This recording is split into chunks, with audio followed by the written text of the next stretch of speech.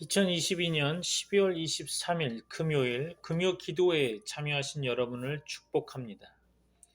바로카 쉐임 수요 예배와 금요 기도회는 구약의 시가서를 중점적으로 다루고 있는데요. 시가서의 두 번째 성경인 시편을 보고 있습니다. 이번 주 수요일에 시편 5편을 보았죠. 오늘은 시편 6편을 살펴보려고 합니다. 함께 읽을 본문의 말씀은 시편 6편 1절로 10절입니다. 제가 받들어 봉독하겠습니다. 시편 6편 1절로 10절입니다. 여호와여, 주의 분노로 나를 책망하지 마시오며 주의 진노로 나를 징계하지 마옵소서. 여호와여, 내가 수척하여 싸우니 내게 은혜를 베푸소서. 여호와여, 나의 뼈가 떨리오니 나를 고치소서. 나의 영혼도 매우 떨리나이다. 여호와여, 어느 때까지니까? 여호와여, 돌아와 나의 영혼을 건지시며 주의 사랑으로 나를 구원하소서. 사망 중에서는 주를 기억하는 일이 없사오니 수월에서 주께 감사할 자 누구리이까? 내가 탄식함으로 피곤하여 밤마다 눈물로 내 침상을 띄우며 내 요를 적시나이다. 내 눈이 근심으로 말미암아 쇠하며 내 모든 대적으로 말미암아 어두워졌나이다. 악을 행하는 너희는 다 나를 떠나라. 여호와께서 내 울음소리를 들으셨도다.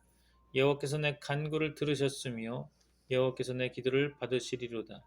내 모든 원수들이 부끄러움을 당하고 심히 떨미며 갑자기 부끄러워 물러가리로다. 아멘. 완벽한 부모와 자녀 관계가 가능할까요? 자녀의 마음을 언제나 완벽하게 헤아려주고 필요한 모든 것들을 채워주며 환경적으로 부족함이 없게 심리적으로 흔들림 없도록 늘 완벽하게 채워주는 과연 이런 완벽한 부모가 있을까요? 자녀가 부모의 마음을 늘 헤아릴 줄 알고 부모의 힘겨움을 어려움을 완벽하게 이해하고 늘 한결같이 대하는 그런 자녀가 가능하긴 할까요? 어려서는 그렇다 쳐도 어른 된 이후에도 좀처럼 부모의 마음을 헤아리지 못하는 우리가 아닌가요? 우리의 모습을 점검해 보길 바랍니다. 대부분의 부모와 자녀의 관계는 혼란과 갈등 그리고 흔들림이 가득하죠. 부모가 자녀를 모르고 자녀가 부모를 모릅니다. 때로는 한 집에 살면서도 남들보다 서로를 더 이해하지 못하는 경우도 있죠. 그러나 당연히 이해할 줄로 알고 관심 없이 살아가던 날들이 더 이상 존재하지 않을 때가 있죠. 멀리 멀리 떠나버린 부모님 때문에 고통스럽게 외쳐본들 다시 돌아오지 못하는 날들이 올 겁니다. 이미 이 세상을 떠나 옆에 없는 부모 때문에 남몰래 흘리는 눈물은 후회의 눈물인지 연민의 눈물인지 아쉬움의 눈물인지 모를 그런 눈물일 뿐이죠. 시편 6편에는 시편 기자의 눈물이 나옵니다. 그 눈물은 고통스러운 눈물이죠. 끊임없이 흐르는 눈물입니다. 그 고통의 눈물이 무엇 때문일까요? 물론 이는 다윗의 눈물로 보는 게 일반적이죠. 그리고 그 눈물의 원인은 다윗의 비행 때문이겠죠. 다윗의 인생의 절정기에 최고점에 이르렀을 때 모든 것이 즐겁고 모든 것이 평안할 때 일어난 일입니다. 이 일은 다윗의 인생에 비극의 단초를 제공하는 어리석은 행동이었죠. 밧세바를 간음하고 그의 남편 우리아까지 죽음으로 내모는 다윗의 행동은 과연 그가 하나님의 사람이었는가 하는 생각이 들 정도로 악한 자의 전형을 보여주었습니다. 너무나 천연덕스럽게 권력을 가진 자가, 힘 있는 자가 할 수 있는 모든 탐욕과 잔인함을 보여주었죠. 아마도 다윗이 너무나 큰 권력과 영광을 얻게 되어 이 정도는 당연한 거 아닌가 하고 생각한 것이 아닌가 할 정도로 권력을 가지게 되면 그 권력의 속성에 물들게 되면 무엇인들 하지 못할까 이런 교만이 자리 잡게 되는 것 같습니다. 그의 악행이 컸던 만큼 그 악행이 하나님 앞에서 얼마나 큰 죄악이었는지를 깨닫게 되자 그 악행만큼이나 고통도 컸을 것이라 생각됩니다. 나단 선지자의 지적에 다윗은 일순간 깨닫게 되죠. 마치 꿈에서 깨어나듯 자신을 보게 됩니다. 하나님 앞에 발가벗은 자의 모습을 보게 되는 거죠. 다윗의 눈물, 다윗의 회개는 처절했습니다. 수척하다, 뼈가 떨리다, 영혼이 심히 떨리다. 탄식과 곤핍, 눈물로 침상을 띄우며 요를 적시다 라는 표현들을 통해서 그가 얼마나 고통스럽게 몸부림치고 있는지 알 수 있을 겁니다. 다윗은 자신의 죄에 대해 하나님 앞에 처절한 고백과 간절함으로 용서를 구하고 있죠. 아울러 그 영혼을 하나님께서 만지시고 치유하실 것을 구하고 있음도 알 수 있습니다. 다윗은 자신과 자신의 죄에 대해 인식하는 만큼 하나님의 긍휼과 하나님의 건지심을 너무나 간절히 구하고 있죠. 그 길밖에는 없다는 겁니다. 하나님의 긍휼과 자비와 은혜 외에는 자신이 살 길이 없음을 깊이 있게 깨닫는 거죠. 자신에 대해 절망할수록 하나님을 향한 신뢰는 커지기 마련입니다. 자신을 신뢰하면 할수록 하나님을 향한 기대와 소망은 무뎌지기 마련이죠. 사람은 자신이 가지고 있는 권력과 자리, 환경과 상황들과 같은 외부적 조건들과는 별개로 내면적으로, 본성적으로 죄성을, 악한 본성을 안고 살아가죠. 체면과 자리 때문에 자신을 감추고 있을 뿐입니다. 짐승들이 야생의 본능을 드러내듯이 사람 또한 기회만 주어지면 언제든지 그 본성을 드러내고 나타내려 하죠. 그래서 자신을 신뢰하면 안 되는 겁니다. 언제든지 배반하고 야생의 본성을 드러낼 수 있기 때문이죠.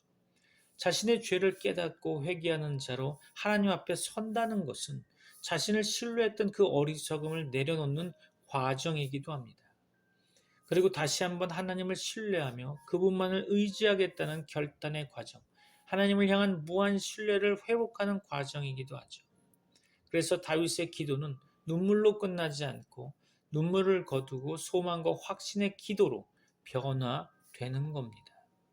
징계와 아픔으로 고통하던 다윗이 자신의 죄로 말미암아 쏟아지던 대적들의 비웃음과 배반을 하나님을 향한 신뢰로 이겨내며 하나님으로 인하여 다시 승리할 수 있음을 고백하고 있죠. 결국 참회의 기도는 비참으로 시작했다가 승리의 확신으로 끝나는 위대한 고백인 거죠. 이것은 오직 기도하는 사람만이 깨닫는 위대한 경험인 것입니다. 나의 연약함, 나의 부족함, 더 나아가 사악하고 비겁하기까지 하는 그 모습에도 불구하고 하나님 앞에 나오면, 하나님 앞에 서면, 하나님 앞에 벌거벗으면 결국 소망으로 다시 회복되는 놀라운 회복력의 신앙을 경험하게 되는 거죠.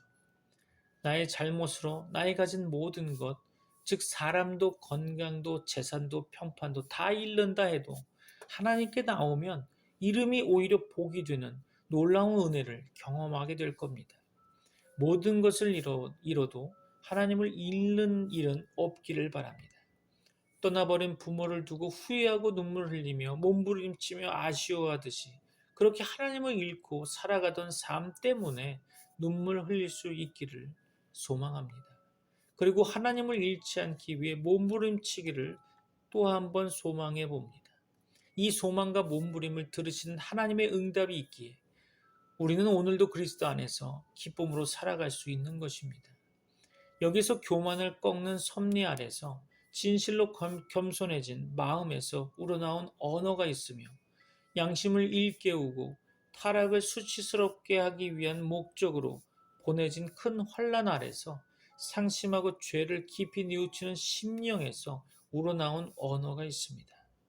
하나님께서 그들을 결박하실 때 부르짖지 아니하는 자들은 진노를 쌓는 자들입니다. 그러나 하나님의 책망 아래서 여기에서의 다윗처럼 눈물을 흘리는 자들은 긍휼을 받을 만한 자들인 거죠. 본문 한번 살펴볼까요? 시편 6편은 개인 탄원시로 분류되고 있습니다. 이 시편은 고대 교회로부터 참회시로 분류된 7편의 시편이 있는데요. 시편 6편, 32편, 38편, 51편, 102편, 130편, 143편 가운데 첫 번째 해당하는 시죠. 또한 이 시는 나를 고치소서라는 내용으로 보아 질병시로 세분화되고 있습니다. 이 시의 구성을 한번 볼까요? 1절로 3절 고뇌의 상황에서의 탄원을 나타내고 있고요. 4절로 7절 고통으로부터 구원을 구하는 간구가 표현되어 있습니다. 8절로 10절 기도 응답의 확신으로 구성되어 있죠. 이 시는 하나님의 이름을 부르면서 시작하고 있습니다. 시인은 먼저 하나님의 분노와 진노를 바라보고 있죠. 그리고는 하나님의 분노로 인한 책망과 하나님의 진노로 인한 징계로 자신과의 관계를 끝내지 말아달라고 탄원하고 있는 것입니다. 시인은 매우 위중한 상태에 놓여 있는 듯합니다. 2절에서 내가 수척하다에서 수척하다는 동사는 그 말의 의미는 육체적 약함뿐만 아니라 심리적인 약함에도 적용되죠. 시인은 뼈가 떨리고 있다고 표현했습니다. 뼈는 사람의 육체적인 힘과 건강의 자리를 대변하는 단어죠. 즉 뼈는 몸 전체를 가리킨다고 보여집니다. 게다가 시인의 영혼도 떨리고 있다고 본문은 말하고 있죠. 영혼은 사람의 내적 자, 다시 말해서 심령을 나타내고요. 시인은 몸과 마음도 매우 불안하게 있다고 보여집니다. 온몸과 마음이 심각하게 병들어 있는 거죠. 시인은 내게 은혜를 베푸소서, 나를 고치소서 하며 절규하고 있습니다. 지금은 그의 죽음이 눈앞에 현실로 다가오는 상황이라 판단되는데요. 여호와여, 어느 때까지니까? 더 이상은 못 버팁니다. 죽음을 눈앞에 둔 시인은 본격적으로 간구하고 있죠. 시인은 하나님의 돌이키심과 구원하심을 간청하고 있습니다. 하나님의 구원하심의 근거는 시인의 공로나 의에 있지 않고 하나님의 전적인 사랑에 있는 거죠. 시인은 자신이 사망과 수월로 떨어지면 하나님을 기억하고 찬양하는 하나님의 자녀 한 사람을 잃게 됨을 하나님께 상기시키고 있죠. 수월은 죽은 이들이 가는 지하 세계로 침묵의 땅이요 망각의 나라입니다. 시인은 탄식과 눈물로 매일 밤을 흐느끼고 있죠. 시인은 많이 탄식하며 눈물을 흘린 나머지 기력을 완전히 상실했을 겁니다. 게다가 자신의 병을 죄에 대한 하나님의 벌로 생각하는 대적들 때문에 병의 고통은 더 증폭되고 있죠. 그런데 8절에 가서 갑자기 시인의 목소리가 밝아지고 높아지고 있는 것을 보게 됩니다. 자신을 조롱하는 악행자들을 보란듯이 물리치고 있는 거죠. 시인의 기도가 응답되어서 탄식이 변하여 기쁨이 된 겁니다. 9절은 기도의 응답을 확신하고 다시금 고백하고 있죠. 그런데 이 9절에 나오는 동사는 시제가 다르게 표현되어 있습니다. 첫 번째 동사는 이미 완료된 동작을 나타내죠. 내 간구를 들으셨으며. 두 번째 동사는 미래의 동작을 말하고 있습니다. 내 기도를 받으시리로다. 사실 시인의 기도는 아직 실현되지 않았죠. 현실은 여전히 달라진 것이 없습니다. 시인의 심령이 먼저 달라지고 있는 거죠. 믿음이 이것입니다. 이것이 믿음이라는 거죠. 시인의 믿음은 그의 육체적 상태의 변화보다 앞서 나가고 있습니다. 미래의 사건이 이미 일어난 사건으로 확신하고 있는 거죠. 결국 고통 중에 있는 시인은 확신을 얻게 되고 모든 원수들은 부끄러워 떨게 될 겁니다. 처음에는 시인의 뼈와 영혼이 떨렸으나 이제는 원수들이 떨게 되는 거죠. 시인의 기도는 마침내 믿음과 확신이 고통과 절망을 능가하는 시점에 도달하게 되죠. 기도의 비등점에 이르자 한순간 두려움과 낙담은 온데간데 없어지고 새로운 확신과 소망 그리고 용기가 용솟음 치고 있는 거죠. 성경의 하나님은 인간의 역사와 개인의 삶 속에서 은혜뿐만 아니라 진노를 통해서도 역사하십니다. 중한 병고는 중한 질병은 항상 우리의 제한성과 허약함을 깨닫게 해주죠. 반성과 회개의 기회를 제공하면서 기도를 통해서 하나님께 의지하도록 만들어줍니다. 따라서 하나님에 대한 믿음의 확신이 있는 곳에서는 어느 누구도 근심에 얽매이지 않습니다. 본문의 말씀을 다시 다른 각도로 한번 볼까요? 본문의 저자는 하나님께 그의 근심을 진술하고 있죠. 그는 그 앞에 불평을 쏟아놓고 있습니다. 자식이 자신의 불평을 자기 아버지에게 갖고 가지 않으면 어디로 가지고 가겠습니까? 첫째로 그는 육신의 고통과 병을 호소하고 있습니다. 나의 뼈가 떨리나이다. 그의 뼈와 살은 욕과 같이 상했음을 보이고 있죠. 다윗이 비록 왕이었을지라도 아팠고 고통을 당했던 겁니다. 장엄한 그의 면류관도 그의 머리에서 통증을 몰아낼 수는 없는 거죠. 훌륭한 자들도 인간이며 인생의 공동적인 재앙에 지배받고 있습니다. 다윗이 강건한 자였고 어렸을 때부터 용사였을지라도 그것이 병으로부터 그를 방어해 줄 수는 없는 거죠. 병은 강한 자들까지도 곧 허리를 굽히게 만듭니다. 다윗이 선한 자였을지라도 그의 선함이 그의 건강을 지켜줄 수 없었던 거죠. 주여 보옵소서. 주께서 사랑하는 자가 병들었나이다. 가장 훌륭한 성도들도 이러한 육신의 병을 얻어왔고 우리도 그러한 경우에 그들의 본을 따라 인생을 위하시고 그 육체의 고통을 아시는 하나님 앞에서 우리의 고통을 보이도록 지시받고 또 격려받고 있습니다. 이러한 사실을 염두에 두어 우리의 고통과 병을 완화하도록 해야 할 겁니다. 둘째로 그는 내적 고통을 호소하고 있죠. 나의 영혼도 심히 떨리나이다. 그것은 뼈의 아픔보다 더욱 극심한 거겠죠. 좋은 상태에 있을 때 인간의 정신은 그의 질환을 지탱할 수 있을 겁니다. 그러나 그것이 상처당할 때 그 고통을 참을 수 없는 것이 되죠. 다윗의 병은 그에게 그의 죄를 기억해 했을 겁니다. 그리고 그는 그것을 하나님께서 그를 불쾌히 여기시는 증거로 간주했겠죠. 그것은 그의 영혼을 떨리게 했고 그로 하여금 내가 수척하였사오니 나를 고치소서 하고 부르짖게 만들었죠. 사람의 뼈와 영혼이 동시에 괴롭힘을 당하는 것은 슬픈 일입니다. 그러나 그것은 때때로 하나님의 백성들의 운명으로 받아들이게 되었죠. 그리고 그것은 오랫동안 계속되었기 때문에 그의 복잡한 고통을 더욱 극심케 했습니다. 이러한 상황이 여호와여 어느 때까지니까 하는 호소 속에 암시되어 있죠. 이러한 때에 우리는 아수르 사람들이나 에글론의 신들에게가 아니라 몸과 마음을 모두 치료하시는 유일한 의사이신 살아계신 하나님께 우리 자신을 아뢰어야 할 겁니다. 시편 6편 8절로 10절 말씀에서 시인은 하나님께서 자신의 기도를 들으실 것이라는 확신을 가지고 있죠. 그리고 기도하는 자신이 결국 악인들에게서 승리를 거둘 것이라 확신하며 말하고 있습니다. 악을 행하는 너희는 다 나를 떠나라. 8절에서 말씀하셨죠. 그가 심한 공경에 처했을 때 그는 그에게 내리는 하나님의 진노가 행악하는 자들에게 내리는 목과 같은 것이 아닌가 하고 두 죄인들과 함께 뒤섞여 있지 않음을 확신할 수 있었습니다. 왜냐하면 그들은 그의 백성이 아니기 때문이죠. 그는 하나님의 진노가 무겁게 자신을 눌렀기 때문에 그 자신이 그들 가운데 하나가 아닌가 하고 생각하기 시작했습니다. 그러나 그의 모든 두려움이 잠잠해지자 그는 그의 몫은 선택된 자 가운데 있다는 것을 알고서 그들에게 떠날 것을 명하고 있죠. 행악하는 자는 그를 짓궂게 괴롭혔고 조롱했습니다. 그리고 그의 낙담과 절망에 개가를 부르면서 너희 하나님이 어디에 있느냐 하고 물었죠. 그때 그는 그를 비방하는 자들에게 대답해야 했습니다. 왜냐하면 그에게 자비를 보내시고자 하는 하나님께서 그의 심령을 위로하셨고 또 곧 그를 구원해 주실 것이었기 때문이죠. 아마도 그들은 그가 그들처럼 행하도록, 즉 믿음을 중단하고 편한 마음으로 죄의 즐거움을 취하도록 그를 유혹했을 겁니다. 그러나 그때 그는 나를 떠나라. 나를 결코 너희의 꼬임에 귀를 기울이지 않으리라. 너희는 내 하나님을 욕하고 죽도록 만들려 하나 나는 그를 축복하고 살겠다라고 말했던 거죠.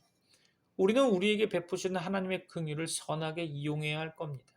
그렇게 함으로써 우리는 죄와 죄인들에게 더 이상 상관하지 않으려는 우리의 결심을 더욱 강하게 하죠. 시편 6편을 다시 한번 상고해 보려고 하는데요. 다윗의 시 명장으로 현악 스미닛에 맞춘 노래. 시편 6편은 7편의 통의 시편 중 첫 번째 것으로 몹시 개인적인 시라고 말씀드렸죠. 루터는 이 시를 육체와 영혼의 건강을 위한 회개의 시라고 불렀습니다. 이 시에서 시인은 하나님이 그를 버리셨다고 주장하는 자들에게 조롱당할 때 자신이 느꼈던 육체의 고통과 영혼의 고민을 표현하고 있는 거죠. 그는 자신이 거의 죽음 직전의 상황에 처해 있음에도 자신의 구원을 위해 열렬히 기도하며 또한 하나님이 그 기도를 들으시고 자기를 건져내실 것이라고 주장하고 있죠. 시편 3편에서처럼 이 시에서도 갑작스럽고 극적인 변화가 나타나는데요. 깊은 슬픔이 8절로 10절에서 갑자기 환희로 바뀌는 것이 그것이라 할 수 있습니다. 영장으로 한 노래, 다시 말해서 지휘자를 따라 부르는 노래. 여기서 영장은 합창대 지휘자를 따라로 해석할 수 있죠. 시편 6편은 합창대 지휘자를 따라 현악 스미딧, 다시 말해서 현악 하프, 8개의 현을 가진 하프라는 악기에 맞춘 노래죠.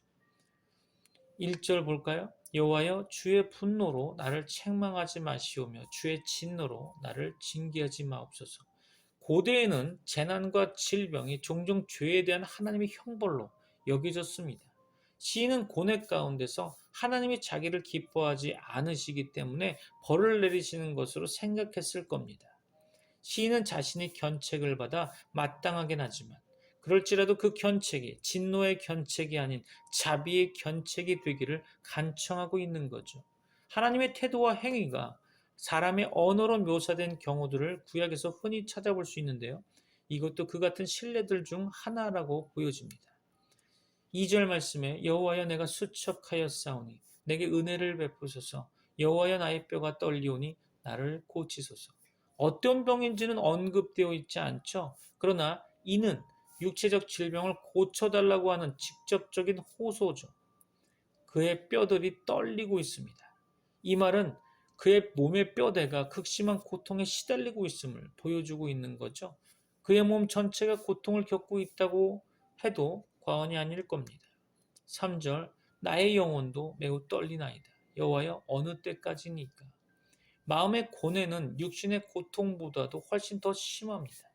시인은 자신이 고통을 당하는 것은 하나님이 그를 불쾌히 여기시기 때문이라는 생각을 마음에서 지워버릴 수가 없었을 겁니다. 그는 여호와여 어느 때까지니까라는 사무치는 절규를 쏟아내는데요.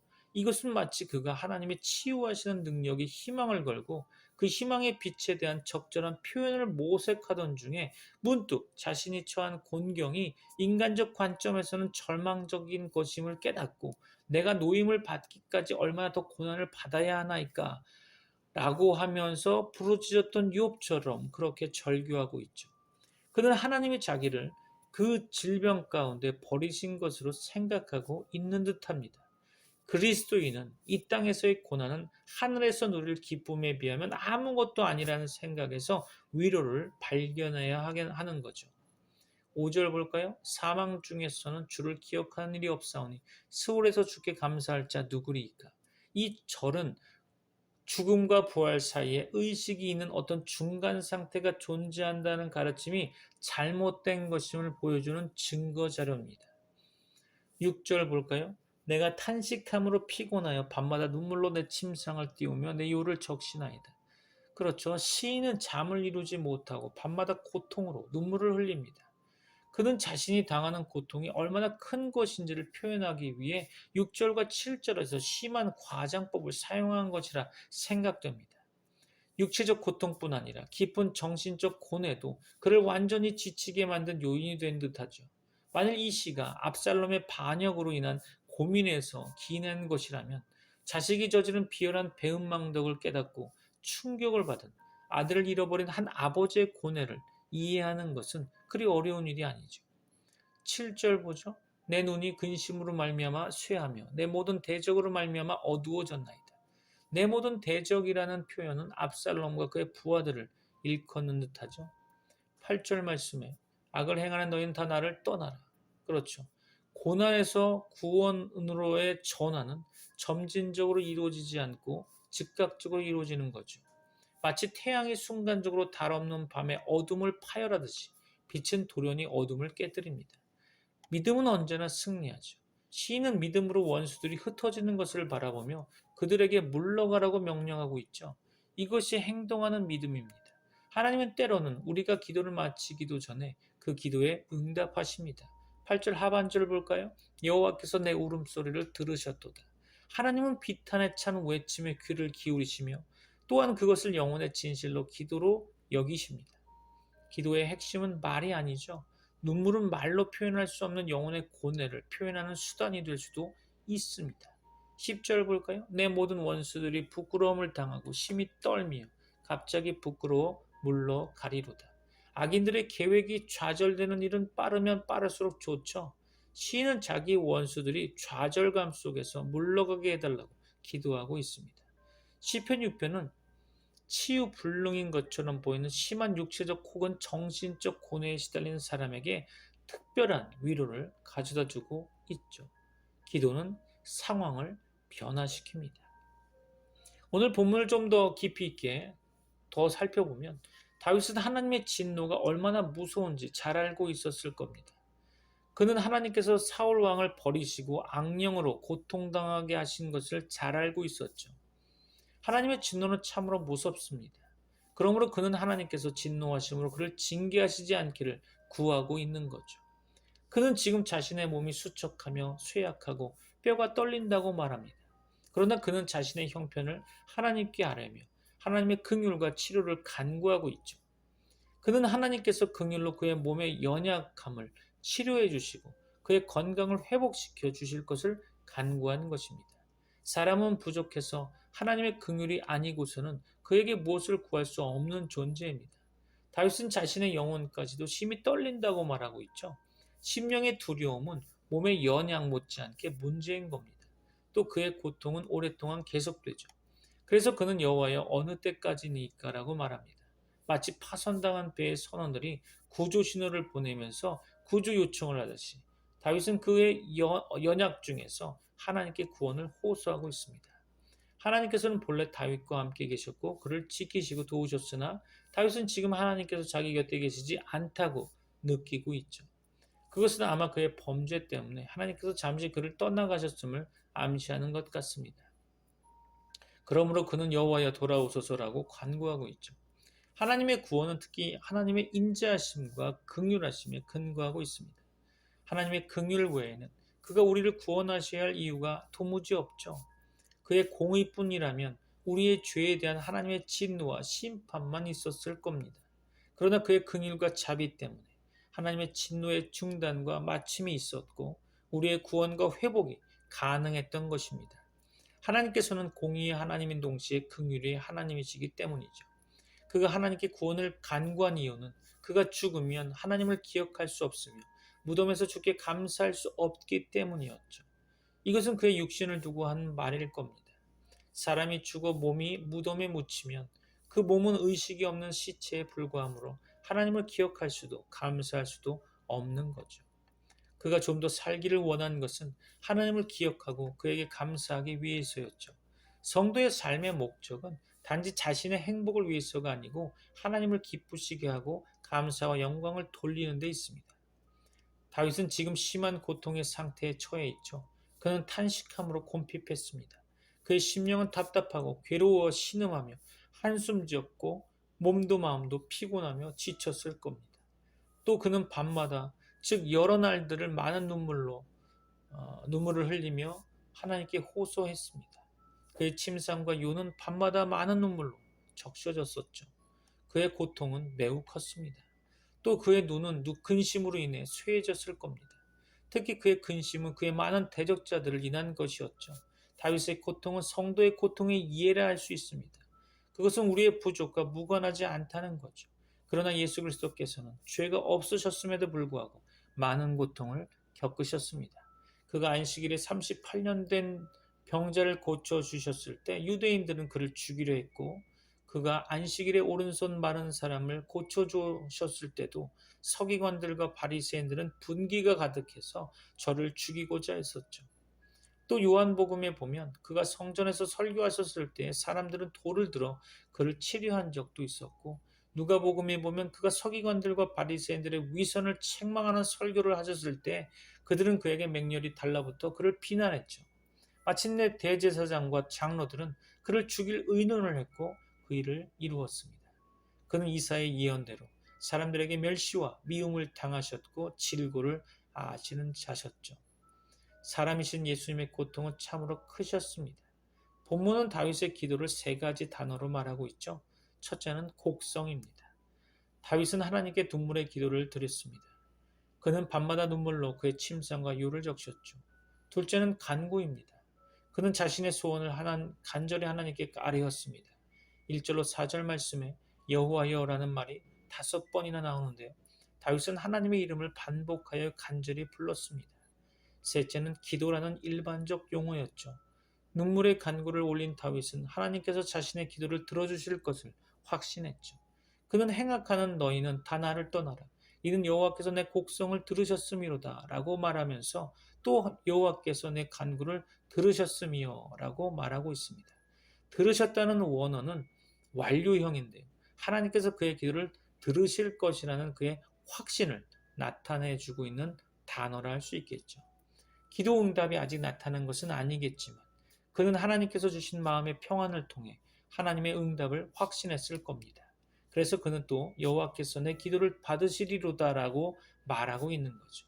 다윗에게 주신 기도 응답의 내용은 그에게 악을 행하던 원수들이 호련히 부끄러움을 당하고 심히 떨며 그를 떠나가는 것이었죠.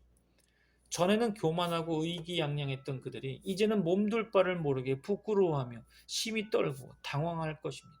의인에게는 고난이 많지만 구원과 승리도 있고 천적인 평안도 있습니다. 시편 6편의 말씀을 정리해 볼까요? 말씀을 마무리하려고 합니다. 첫째로 다윗은 심신의 연약 중에 있었죠. 그는 몸이 수척하였고 뼈도 떨렸습니다. 그는 탄식함으로 곰핍하여 밤마다 눈물로 침상과 혀를 적셨고 눈은 근심으로 인해 쇠하였고 그의 많은 대적들로 인해 어두워졌습니다. 성도는 때때로 심신의 연약함에 떨어집니다. 많은 경우 그것은 자신의 죄와 부족 때문에 오는 경우가 있겠죠. 둘째로 다윗은 고난 중에 하나님의 긍휼의 회복을 간구하였습니다. 그는 하나님께서 그의 분노로 그를 징계치 마시고 긍휼히 여기사 그를 고쳐주시기를 구했죠. 그는 하나님께서 속히 돌아오셔서 그의 인자하심으로 그를 구원해 주시기를 간구했습니다. 우리도 고난 중에 하나님의 인자와 긍휼을 의지하며 구원을 간구해야 합니다. 성도 여러분들은 주 예수 그리스도의 의를 의지하며 하나님께 나아가야 합니다. 셋째로 하나님께서는 다윗의 간구를 들어주셨죠. 8절로 9절 말씀에 행악하는 너희는 다 나를 떠나라. 여호와께서 내 곡성을 들으셨도다. 여호와께서 내 간구를 들으셨으며 여호와께서 내 기도를 받으시리로다. 그렇죠. 하나님께서는 고난 중에 부러지는 성도의 간절한 눈물의 간구를 반드시 속히 들어주실 것입니다. 하나님께서는 환난 날에 우리의 구원이 되십니다. 여러분에게 하나님의 은혜와 복이 가득 넘치기를 소망합니다. 다 같이 기도하겠습니다. 지금은 우리 주 예수 그리스도의 은혜와 하나님의 사랑과 성령님의 교통하심이 하나님의 말씀을 듣고 주 예수 그리스도를 믿어 임마누엘의 복을 누릴 주의 백성들에게 이제부터 영원까지 함께 있을지어다. 아멘.